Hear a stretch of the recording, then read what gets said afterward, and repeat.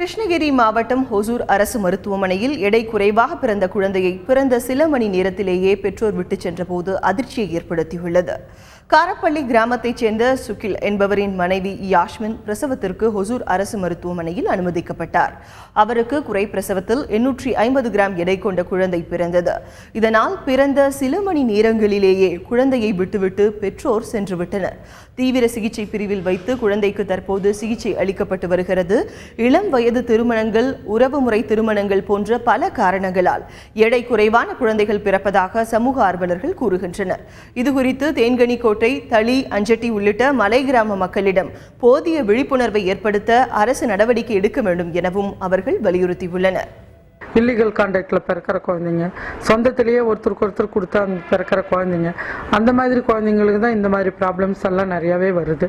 இதில் பாதிக்கிறது யாருன்னு கேட்டாக்கா குழந்தைங்க தான். குறை பிரசவங்களை தவிர்ப்பதற்கு கர்ப்ப காலங்களில் மருத்துவர்களின் ஆலோசனைகளை பெற வேண்டியது அவசியம் என்கின்றனர் மருத்துவர்கள். நிறைய பிஹெச்சி ஆரம்பிச்சிருக்காங்க. இப்போ இருக்க கவர்மெண்ட்டில் நிறைய பிரைமரி ஹெல்த் சென்டர் அங்கங்கே திறந்து வைக்கப்பட்டுள்ளது.